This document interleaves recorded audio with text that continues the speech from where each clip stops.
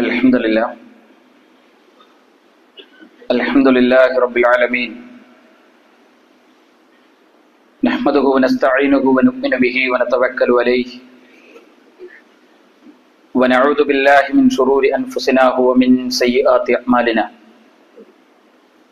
من يهده الله فلا مضل له ومن يضلل فلا هادي له وأشهد أن لا إله إلا الله وحده لا شريك له وأشهد أن محمدا عبده ورسوله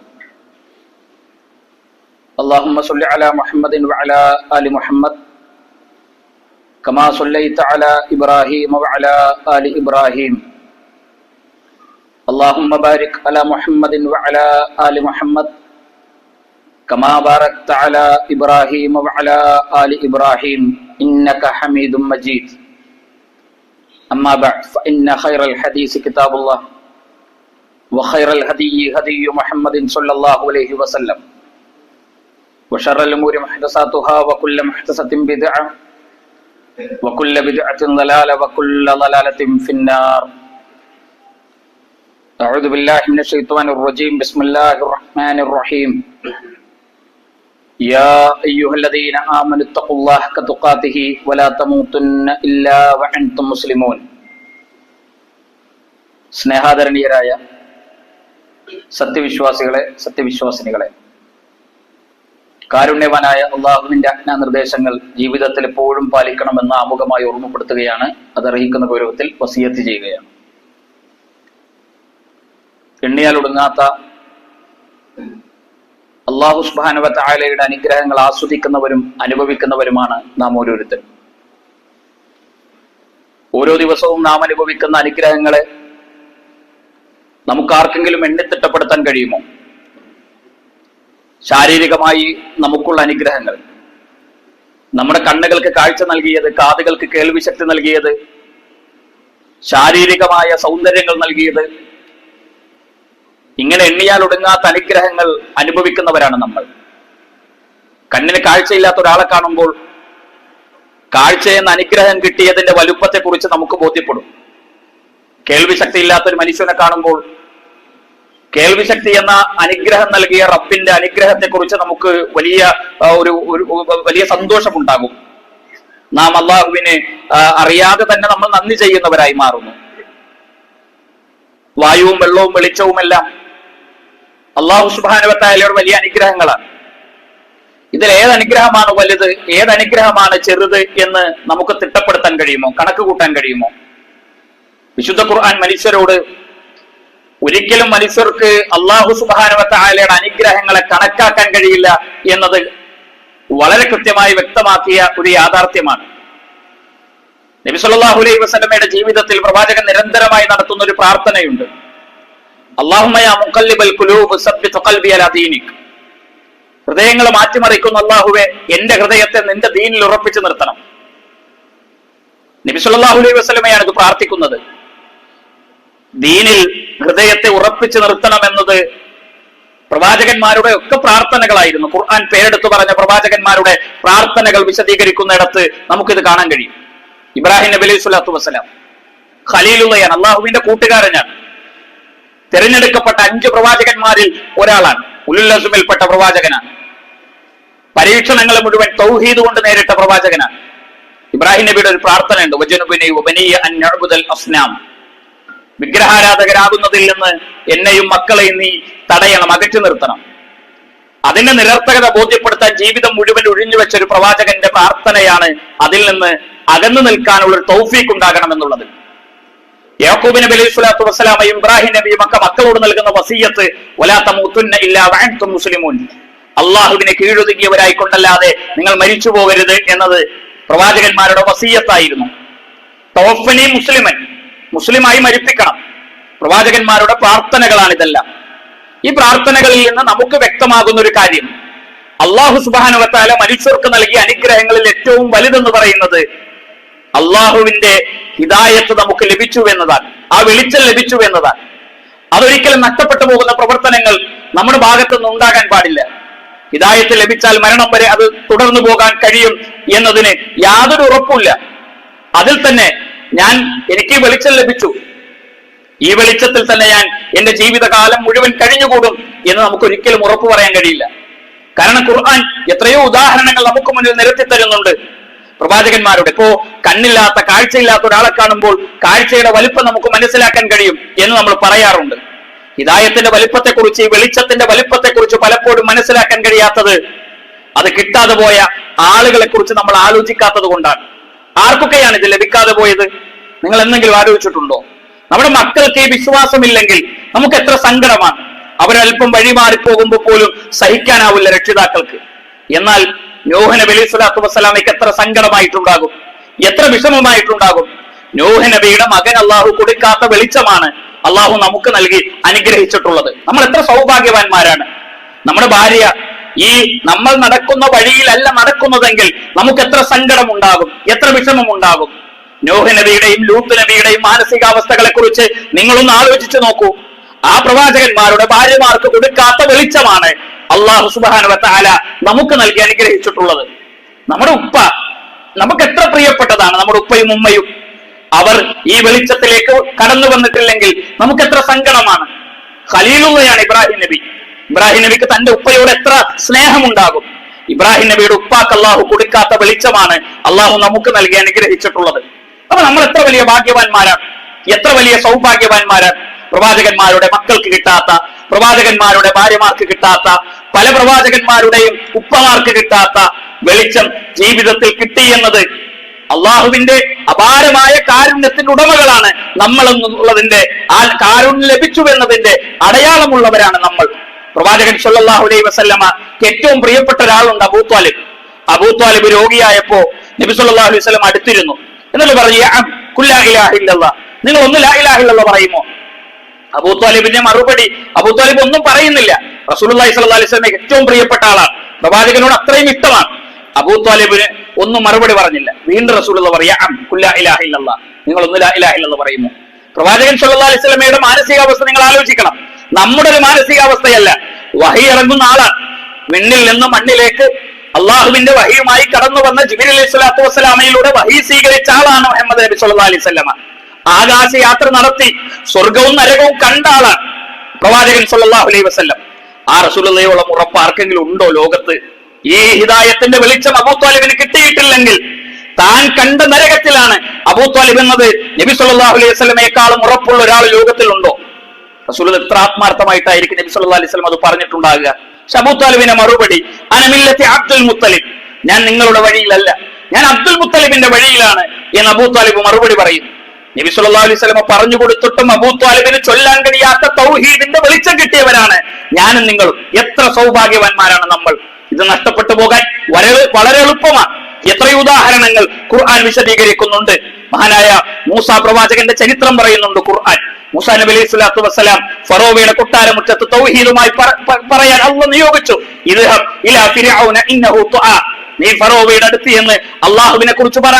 ഫിറോൻ ആയുധെടുത്ത് വാളെടുത്തു. ഫിറോന്റെ മുന്നിൽ നിന്ന് അല്ലാഹു പറഞ്ഞു, നീ ആളുകളെ കൊണ്ടൊക്കെ പോയിക്കോ. മൂസാ നബി അലൈഹി സ്വലാത്തു വസ്സലാം നാട് വിട്ടു പോകുന്നു. കടലിന്റെ മുന്നിലെത്തി. മുന്നിലേക്ക് പോകാൻ മാർഗമൊന്നുമില്ല. കയ്യിലിരുന്ന വടി കൊണ്ട് കടലിലടിക്കുമ്പോൾ സമുദ്രം വഴിമാറുന്നു. അതിനിടയിലൂടെ അപ്പുറം കിടക്കുന്നു. ആരപ്പുറം കിടക്കുന്നത്? മൂസാ നബി അലൈഹി സ്വലാത്തു വസ്സലാമയും അനുയായികളും. അപ്പുറം കിടന്നവർ തിരിഞ്ഞു നോക്കുന്നു. പിന്നാലെ വന്ന ഫിർഔനും അനുയായികളും ആ സമുദ്രത്തിൽ മുങ്ങി മരിക്കുന്നു. ഇത് കണ്ണുകൊണ്ട് കണ്ട ആളുകളാണ് ആര്? മൂസാ നബിയും അനുയായികളും. കേട്ട് ഒരു കഥ കേട്ട ആളുകളല്ല, ചരിത്രം വായിച്ചവരല്ല, കണ്ണുകൊണ്ട് കണ്ട ആളുകൾ. മരുഭൂമിയിലെത്തി, കഴിക്കാൻ ഭക്ഷണമില്ല. ആകാശത്തുനിന്ന് മൂസാ നബിയുടെ മുഅ്ജിസത്ത്, പ്രാർത്ഥനയ്ക്ക് ഉത്തരം നൽകി ആ ആകാശത്തുനിന്ന് മന്നയും സെൽവയും ഭക്ഷണമാക്കി അള്ളാഹു ഇറക്കി കൊടുത്തു. ഇത് മുഅ്ജിസത്താണ്. അവര് കൈകൊണ്ട് ആകാശത്തുനിന്ന് ഇറങ്ങി വരുന്ന അള്ളാഹുവിന്റെ ദൃഷ്ടാന്തം കൈകൊണ്ട് വാങ്ങി കഴിച്ചവരാണ് മൂസാ നബിയുടെ അനുയായികൾ. തണലില്ല, മരുഭൂമിയല്ലേ, പ്രാർത്ഥിച്ചു. നടന്നു പോകുന്ന വഴികളിലെല്ലാം കാർമേഘങ്ങൾ കൊണ്ട് അള്ളാഹു തണലിട്ട് കൊടുത്തു. നടക്കുന്ന വഴികളിലൊക്കെ തണൽ കിട്ടുന്നു. എത്ര അനുഗ്രഹമാണ്. പക്ഷേ മൂസാ നബി കുറച്ച് ദിവസം അവരൊന്ന് മാറിയുന്നു. സാമിരി എന്ന് പറയുന്ന ഒരാൾ ഒരു പശുക്കുട്ടിന് ഉണ്ടാക്കിയിട്ട് പറഞ്ഞു, ഇതാണ് മൂസ ആരാധിക്കുന്ന പടച്ചോൻ, ഇതാ നിങ്ങൾ ആരാധിച്ചോ. ഇതൊന്നും അവർക്ക് തടസ്സായില്ല. അവര് സമുദ്രത്തിനിടയിലൂടെ നടന്നുപോയതും ആകാശത്തുനിന്ന് ഭക്ഷണം ഇറങ്ങിയതും നടന്നു പോകുന്ന വഴികളിലൊക്കെ തണൽ കിട്ടിയതും ഒന്നും ഈ ശിർക്കിലേക്ക് പോകുന്നതിൽ നിന്ന് അവരെ തടഞ്ഞില്ല. എന്ന് പറഞ്ഞാൽ എന്താ അർത്ഥം അറിയോ? നമുക്കൊരു ബോധം ഉണ്ടാകണം. പടച്ചോൻ ഈ വെളിച്ചം ഹിദായത്ത് നിലനിൽക്കണമെന്ന പ്രാർത്ഥനയും ആഗ്രഹവും തേട്ടവും ഉണ്ടാകണം മനസ്സിലെന്നാണ് ഈ ചരിത്രം നമ്മളെ പഠിപ്പിക്കുന്നത്. യാക്കൂബ് നബി അലൈഹി സ്വലാത്തു വസ്സലാം മരണാസനായി. അദ്ദേഹം ചുറ്റും മക്കളൊക്കെ ഒരുമിച്ച് കൂട്ടും. അദ്ദേഹത്തിന്റെ 11 മക്കളും ചുറ്റും നിൽക്കും. യാക്കൂബ് നബി ചോദിക്കും, മാ തഅബുദൂന മിൻ ബഅദി, ഞാൻ മരിച്ചാൽ നിങ്ങൾ ആരെ ആരാധിക്കും? യാക്കൂബ് നബി അലൈഹി സ്വലാത്തു വസ്സലാമയുടെ മക്കൾ പറഞ്ഞു, ഖാലൂ നഅബുദു ഇലാഹക വ ഇലാഹ ആബായിക്, ഉപ്പ ആരാധിച്ച, ഉപ്പയുടെ പൂർവ്വപിതാക്കന്മാർ ആരാധിച്ച ഇബ്രാഹിം നബി, ഇസ്മായിൽ നബി അടക്കമുള്ള പ്രവാചകന്മാരുടെ റബ്ബിനെയാണ് ഞങ്ങൾ ആരാധിക്കുക. എത്ര സന്തോഷത്തോടു കൂടിയാവും യാക്കൂബ് നബി അലൈഹി സ്വലാത്തു വസ്സലാം ഈ ലോകത്ത് നിന്ന് യാത്രയായത്. താൻ വിശ്വസിച്ച, പഠിപ്പിച്ച ഒരു രക്ഷിതാവിൽ ആരാധിക്കുന്ന മക്കൾ. എത്ര സന്തോഷമാണ് ആ പ്രവാചകൻ ഉണ്ടാകുക. പക്ഷെ ഖുർആൻ പിന്നീട് രസകരമായി വിശദീകരിക്കുന്ന ഒരു കാര്യമുണ്ട്. 1.25 ലക്ഷത്തോളം പ്രവാചകന്മാരിൽ 1 ലക്ഷത്തോളം പ്രവാചകന്മാരെ അള്ളാഹ് നിയോഗിച്ചത് ആരിലേക്കാണെന്ന് അറിയുമോ? ഞങ്ങൾ അള്ളാഹിനെ മാത്രമേ ആരാധിക്കുന്നു ബാപ്പാന്റെ കൈപിടിച്ച് സത്യം ചെയ്ത മക്കളിലേക്കാണ് 1 ലക്ഷത്തോളം പ്രവാചകന്മാരെ അള്ളാഹ് പിന്നീട് നിയോഗിച്ചത്.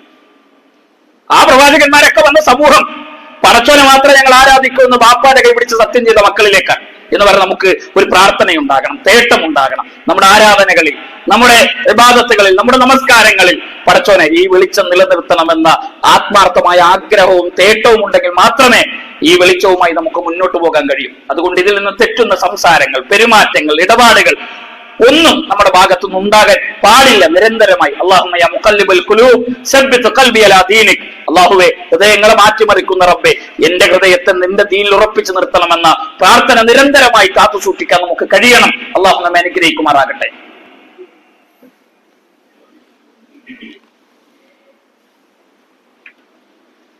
ഇന്നൽ ഹംദലില്ലാഹ് വലാകിബതു ലിൽ മുത്തഖീൻ വലാ ഉദ്വാന ഇല്ലാ അലൽ ളാലിമീൻ ونصلي ونسلم على أشرف الأنبياء والمرسلين وعلى آله وصحابه الفائزين برضا الله أما بعد. സ്നേഹാദരണീയരായ സത്യവിശ്വാസികളെ, അള്ളാഹുവിന്റെ ആജ്ഞാനിർദ്ദേശങ്ങൾ ജീവിതത്തിൽ എപ്പോഴും പാലിച്ച് അവന്റെ കാരുണ്യത്തെ സൂക്ഷിച്ച് ജീവിക്കണമെന്ന് രണ്ടാമതായും അതറിയിക്കുന്ന രൂപത്തിൽ ഓർമ്മപ്പെടുത്തുകയാണ്, വസിയത്ത് ചെയ്യുകയാണ്. ഇസ്ലാം എന്ന് പറയുന്നത് സാർവകാലികവും സാർവജനീനവുമാണ്. ഏത് കാലത്തേക്കും ഏത് സാഹചര്യത്തിലേക്കും ജീവിക്കുന്ന മനുഷ്യരെ നന്മയിലേക്ക് വഴി നടത്താൻ കഴിയുന്ന ഒരു ആദർശത്തിന്റെ പേരാണ് ഇസ്ലാം. ഇസ്ലാം 2020 നൂറ്റാണ്ടിൽ ഇസ്ലാം നല്ലതാണ്, 6-ാം നൂറ്റാണ്ടിൽ ഇസ്ലാം മോശമാണ്, 16-ാം നൂറ്റാണ്ടിൽ ഇസ്ലാം നല്ലതാണ്, 18-ാം നൂറ്റാണ്ടിൽ ഇസ്ലാം മോശമാണ്. അങ്ങനൊന്നുമില്ല. ഇസ്ലാം ഏത് കാലത്തും ഏത് സാഹചര്യത്തിലും മനുഷ്യരെ നന്മയിലേക്ക് നയിക്കാൻ കഴിയുന്ന ആദർശത്തിന്റെയും നിലപാടിന്റെയും പേരാണ്. ഇന്ന് അധികാരമില്ലാത്ത ഒരാൾ, അയാൾക്ക് നാളെ അധികാരം കിട്ടും. ഇന്ന് സമ്പത്തില്ലാത്തൊരു മനുഷ്യൻ, അയാൾ നാളെ സമ്പന്നനായേക്കാം. ഇന്ന് നല്ല ആരോഗ്യമുള്ള ഒരാൾ, നാളെ അയാൾ രോഗിയായേക്കാം. ഇന്ന് അധികാരമുള്ളയാൾ നാളെ അധികാരം നഷ്ടപ്പെട്ടേക്കാം. ഇന്ന് സമ്പത്തുള്ളയാൾ നാളെ ദരിദ്രനായേക്കാം. ഇങ്ങനെ ഏത് സാഹചര്യങ്ങളും മനുഷ്യർക്ക് മാറി മാറി വരും. ആ സാഹചര്യങ്ങളിലെല്ലാം മൂല്യങ്ങൾ കാത്തു സൂക്ഷിക്കുക എന്നത് ഇസ്ലാമിന്റെ ഒരു അടിത്തറയാണ്, ഒരു നിലപാടാണ്. അത് ഏത് സാഹചര്യത്തിലായാലും നമ്മൾ അതിര് കവിയാൻ പാടില്ല. നമ്മുടെ നാട്ടിൽ ഒരു തദ്ദേശ സ്വയംഭരണ തെരഞ്ഞെടുപ്പുകളൊക്കെ കഴിഞ്ഞ് അതിന്റെ റിസൾട്ട് നാളെ പ്രഖ്യാപിക്കാനിരിക്കും. സ്വാഭാവികമായും ആഴ്ചകളോളം അധ്വാനിച്ചവർ, കഷ്ടപ്പെട്ടവർ, പ്രയാസപ്പെട്ടവർ, അതിൽ ഒരു വിഭാഗം ആളുകൾ വിജയിക്കും, ഒരു വിഭാഗം ആളുകൾ പരാജയപ്പെടും, സ്വാഭാവികമാണ്. പക്ഷെ ആ വിജയവും പരാജയവും നമ്മുടെ വിശ്വാസത്തെയും നമ്മുടെ നിലപാടുകളെയും ഹനിക്കുന്ന പ്രവർത്തനങ്ങൾക്ക് കാരണമായി തീരരുത്. അവിടെ നമ്മുടെ വിശ്വാസത്തിന്റെ മൂല്യങ്ങൾ കാത്തു സൂക്ഷിക്കാൻ കഴിയണം. അവിടെ നമുക്ക് ജീവിതത്തിന്റെ നിലപാടുകളെ കാത്തു സൂക്ഷിക്കാൻ കഴിയണം. ആരാണ് മുസ്ലിം എന്ന് നബി സല്ലല്ലാഹു അലൈഹി വസല്ലമയോട് ചോദിക്കുന്നുണ്ട്. പ്രവാചകൻ സല്ലല്ലാഹു അലൈഹി വസല്ലം പറയുന്നത്, മൻ സലിമൽ മുസ്ലിമൂന മിൻ ലിസാനിഹി വയദിഹി, നാവുകൊണ്ടും കൈകൊണ്ടും ഉപദ്രവത്തിൽ നിന്ന് മറ്റുള്ളവർ സുരക്ഷിതരാകുമ്പോഴാണ് ഒരാൾ മുസ്ലിം ആകുക. നമ്മുടെ നാവിൽ നിന്ന്, കൈകളിൽ നിന്ന് പരാജയപ്പെട്ടവർക്ക് സുരക്ഷിതത്വം ഉണ്ടാകണം. വിജയിച്ചവരുടെ ആഹ്ലാദങ്ങൾ അതിന് കവിയരുത്. വിശുദ്ധ ഖുർആൻ പറയുന്നത്, അല്ലാഹു സുബ്ഹാനഹു വ തആല ഒരിക്കലും അതിന് കവിയുന്നവർ അള്ളാഹുവിന് ഇഷ്ടമല്ല, അവരെ അള്ളാഹുവിന് വെറുപ്പാണ്. അള്ളാഹു വെറുത്ത ഒരു സമൂഹത്തിന്റെ കൂട്ടത്തിൽ നമ്മൾ ഉണ്ടാകാൻ പാടില്ല. നമ്മുടെ സംസാരങ്ങൾ, നമ്മുടെ ആഹ്ലാദ പ്രകടനങ്ങൾ, നമ്മുടെ സന്തോഷങ്ങൾ അതൊന്നും അതിരുകവിയുന്ന രൂപത്തിലേക്ക് കടന്നു വരാൻ പാടില്ല. പരാജയപ്പെട്ടവന്റെ മനസ്സിനെയും അവന്റെ ജീവിതത്തെയും നമ്മൾ ഒരിക്കലും അവന്റെ ആത്മാഭിമാനത്തെ കുത്തിനോവിക്കാൻ പാടില്ല. അത് പരസ്പരം അങ്ങനെ ആ മൂല്യങ്ങൾ കാത്തു സൂക്ഷിക്കാൻ കഴിയണം. അവിടെ നമ്മൾ പരാജയപ്പെട്ടു പോയാൽ അള്ളാഹുവിന് നമ്മളോട് വെറുപ്പാണ്. അള്ളാഹ് വെറുത്ത മനുഷ്യരുടെ കൂട്ടത്തിലാണ് നമ്മൾ ഉണ്ടാവുക. അങ്ങനെ അള്ളാഹ് വെറുത്ത മനുഷ്യരുടെ കൂട്ടത്തിലാണ് നമ്മളെങ്കിൽ നമ്മുടെ പ്രാർത്ഥനകൾക്ക് അള്ളാഹ് ഉത്തരം ചെയ്യുമോ? നമ്മുടെ ആരാധനകൾ അള്ളാഹ് സ്വീകരിക്കുമോ? നമ്മുടെ പ്രാർത്ഥനകൾ അള്ളാഹു സ്വീകരിക്കുമോ? അള്ളാഹു നമ്മുടെ പ്രാർത്ഥനകൾ സ്വീകരിച്ചിട്ടില്ലെങ്കിൽ, അള്ളാഹു നമ്മുടെ ആരാധനകൾ സ്വീകരിച്ചിട്ടില്ലെങ്കിൽ, അള്ളാഹു നമ്മുടെ തേട്ടങ്ങൾക്ക് ഉത്തരം നൽകുന്നില്ലെങ്കിൽ നമ്മൾ എത്രമാത്രം മോശമാണ് എന്നത് നമ്മൾ ആലോചിക്കേണ്ടതുണ്ട്. അതുകൊണ്ട് ഒരു സൂക്ഷ്മത പാലിക്കാൻ, തോന്നിവാസങ്ങൾ പറയുന്ന, വൃത്തികേടുകൾ പറയുന്ന, അനാവശ്യങ്ങൾ പറയുന്ന ഒരു സമീപനം ഒരാളുടെയും ഭാഗത്തുനിന്ന് ഉണ്ടാകാൻ പാടില്ല എന്നത് പ്രത്യേകമായി ഞാൻ നിങ്ങൾ ഓർമ്മപ്പെടുത്തുകയാണ്. അള്ളാഹു അത്തരത്തിലെല്ലാ നന്മകളും കാത്തു സൂക്ഷിക്കുന്നവരുടെ കൂട്ടത്തിൽ നമ്മൾ ഉൾപ്പെടുത്തി അനുഗ്രഹിക്കുമാറാകട്ടെ. അറിഞ്ഞുമറിയാതെയും ജീവിതത്തിൽ സംഭവിച്ചു പോയ എല്ലാ പാളിച്ചകളും അള്ളാഹു സുബ്ഹാനഹു വ തആല നമുക്ക് വിട്ടുപുറത്തു മാപ്പാക്കി തരുമാറാകട്ടെ. അള്ളാഹുവെ, ഞങ്ങളിൽ നിന്ന് മരണപ്പെട്ടു പോയ ഒരുപാട് ആളുകളുണ്ട്, പ്രാർത്ഥിക്കണമെന്ന് പ്രത്യേകം വസിയത്ത് ചെയ്ത ആളുകളുണ്ട്. വളരെ ഏറെ നമ്മളോട് പ്രിയപ്പെട്ട പലരും കഴിഞ്ഞ ആഴ്ചകളിലൊക്കെ മരണപ്പെട്ടു പോയ ആളുകൾ പ്രത്യേകം പ്രാർത്ഥിക്കണമെന്ന് വസിയത്ത് ചെയ്തവരുണ്ട്. ഞാൻ ആരുടെയും പേര് പ്രത്യേകമായി എടുത്തു പറയുന്നില്ല. അള്ളാഹുവെ, അവർക്കെല്ലാം നീ സ്വർഗം നൽകി അനുഗ്രഹിക്കണം റഹ്മാനെ. അവരെയും ഞങ്ങളെയും എല്ലാം നിന്റെ ജന്നാത്തുൽ ഫിർദൗസിൽ നീ ഒരുമിച്ച് ചേർത്ത് അനുഗ്രഹിക്കണം റഹ്മാനെ. രോഗികളായ ഒരുപാട് ആളുകൾ പ്രാർത്ഥിക്കണമെന്ന്, അവർക്ക് വേണ്ടി പ്രാർത്ഥിക്കണമെന്ന് പ്രത്യേകം വസിയത്ത് ചെയ്തവരുണ്ട്. ഞാൻ ആരുടെയും പേര് പ്രത്യേകമായി എടുത്തു പറയുന്നില്ല. അള്ളാഹുവെ, എല്ലാവിധ രോഗങ്ങൾ കൊണ്ട് പ്രയാസപ്പെടുന്നവരുടെയും ആ രോഗങ്ങളെല്ലാം നീ ശിഫയാക്കി കൊടുക്കണം റഹ്മാനെ. അള്ളാഹുവെ, സിറാത്തുൽ മുസ്തഖീമായ മാർഗത്തിലൂടെ ഞങ്ങളെ നീ വഴി നടത്തണം റഹ്മാനെ. നീ സ്നേഹിച്ചവരുടെയും നീ അനുഗ്രഹിച്ചവരുടെയും മാർഗത്തിൽ ഞങ്ങളെ നീ ഉൾപ്പെടുത്തണം റഹ്മാനെ. നീ കോപിച്ചവരുടെയും ശപിച്ചവരുടെയും മാർഗങ്ങളിൽ നിന്നും ഞങ്ങളെ നീ കാത്തുരക്ഷിക്കണം റഹ്മാനെ. അല്ലാഹുമ്മ ഗ്ഫിർ ലിൽ മുഅ്മിനീന വൽ മുഅ്മിനാത്ത് വൽ മുസ്ലിമീന വൽ മുസ്ലിമാത്ത് അൽ അഹ്യാഇ വൽ അംവാത്ത് ഇന്നക മുജീബു ദഅവാതി വ യാ ഖാദിൽ ഹജാത്ത്. اللهم اجرنا من النار، اللهم اجرنا من النار، اللهم اجرنا من النار. ربنا تقبل منا انك انت السميع العليم وتب علينا انك انت التواب الرحيم.